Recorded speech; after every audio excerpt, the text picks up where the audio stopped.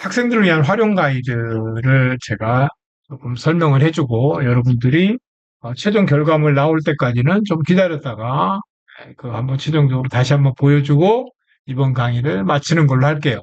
자, 그래서 AI 슬라이드 제작 도구는 방금 우리가 살펴봤던 젠스팍이라고 하는 거 있는데 요거는 우수한 프레젠테이션 제작이 가능하고 캔바와의 편집 연동을 지원하고 크레딧 소모가 좀 많다. 200 크레딧씩 주고 있고 제작 시간이 약 한 20에서 30분 정도 소요된다. 지금 여기도 오타가 좀 있죠. 밀린 게 좀 있죠. 이런 것들이 뭐냐면 지금 젠스팍 가지고 만들었는데 여기 조금 띄어쓰기 하는 부분들이 좀 밀리고 그랬네요.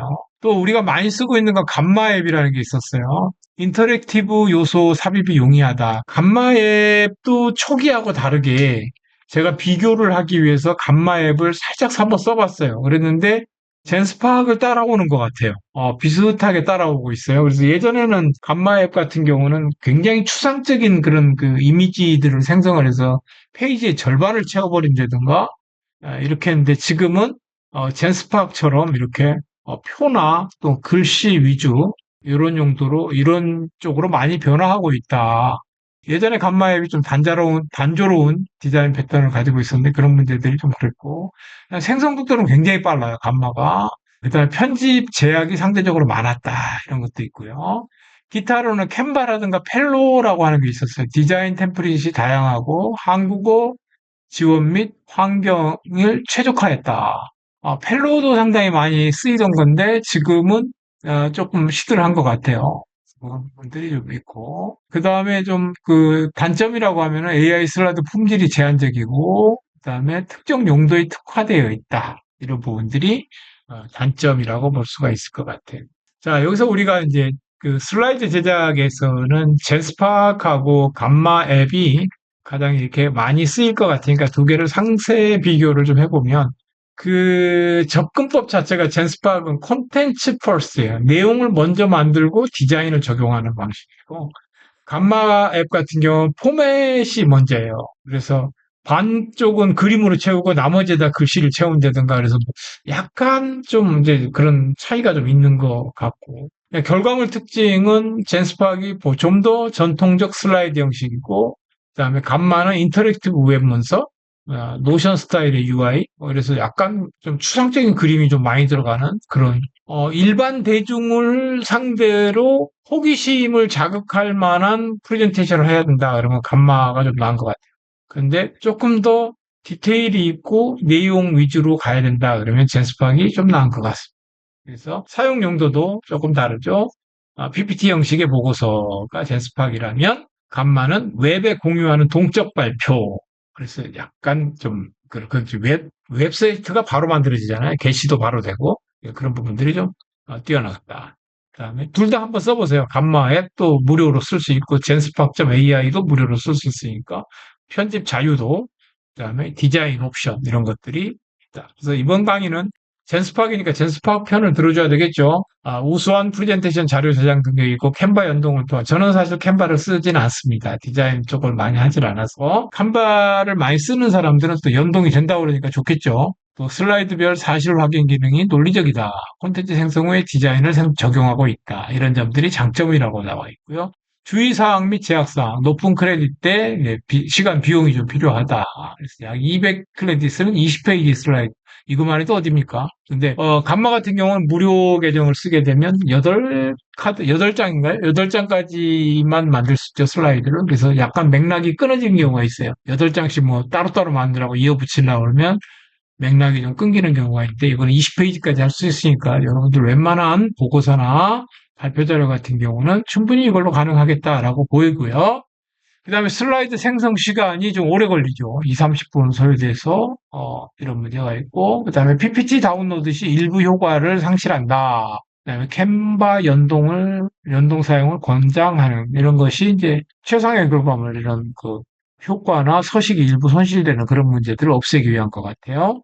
그 다음에 효과적인 활용 전략을 보면 구조화된 텍스트 준비에 중요성, 주요 섹션과 하위 포인트를 미리 정리를 해놔라. 그래서 이런 것들은 젠스팍에서 바로 하지 않고, 챗GPT나 제미나이에서 어떤 목차를 먼저 만들어 와가지고 그걸 구조화된 목차를 가지고 젠스팍한테 일을 시키면서 제한사항, 뭐 폰트를 뭘 쓰라든가 사이즈는 16대 9로 사이즈 넘지 않게끔 하라든가 글자 간격은 표준으로 하라든가 이런 제한 사항들을 제공하는 것이 좀 더 활용성이 높은 그런 사용법이 되겠죠. 또 우리 단계별 접근 방법은 설계 발표, 목적과 구조 설정, 생산, 젠스파워로 조합 만들고 편집은 캔바나 PPT에서 하는 거. 크레딧의 효율적 사용법 한 200 크레딧이 한 20장 정도 만들 수 있다. 이런 것들. 일일 재생되는 크레딧을 활용하는 전략을 세워라.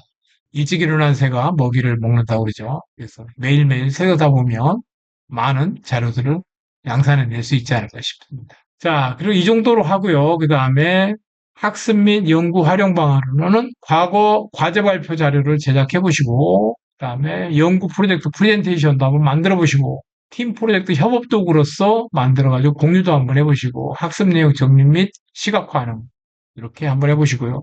자, 우리가 다 됐는지 다시 한번 돌아가서 보도록 할게요. 익스포트 석세스풀 해서 끝났다고 나왔네요. 여기서 다운로드를 누르시게 되면 다운로드를 누르면 여기 오른쪽에 다운로드가 됐어요. 그래서 여기 열어보면 자 오른쪽에서 열어보니까 이쪽으로 꺼내올게요. 이렇게 꺼내왔더니 자 편집 사용해서 보면 자 이렇게 슬라이드가 딱 들어와 있는 거 보이죠? 괜찮죠? 여러분 어때요? 파워포인트로 보니까 훨씬 친근감이 있고 뭔가 자신감이 있잖아요. 그죠? 뭐 젠스팍으로 제작했으면 이런 것들은 그냥 선택해갖고 지우면 되니까요. 이런 것들은 지우셔도 되고 여기다 자기 로고 집어넣어도 되겠죠. 이렇게 해도 되고 또 여기도 젠스팍으로 제작 이런 것들도 그냥 한번 컨트롤 X로 잘라내고 만약에 한다면 여러분들 보기에서 여기 보면 슬라이드 마스터라고 있죠. 여기 가서 어떤 게 사용되고 어떤 게 안 된 건지 모르겠네요. 지우면 사용되지 않은 것들은 지워져요. 그냥 사용된 것들은 남아있죠. 여기에다가 한번 붙여넣기 해가지고 여기다가 우송대학교 로고를 하나 넣어볼까요? 그리면서 이 디바이스에 우송대학교 로고를 구글에서 내 드라이브에 우송대학교의 로고에 가서 이렇게 로고 하나 가져왔어. 아, 너무 크네요. 이거 하나 넣어볼게요. 그냥 이렇게. 자, 이런 식으로 여러분들이 원하는 로고 여기다 집어넣어서 가운데다 집어넣을까요? 인사에 집어넣고 슬라이드 마스터에 나가기 이렇게 되죠.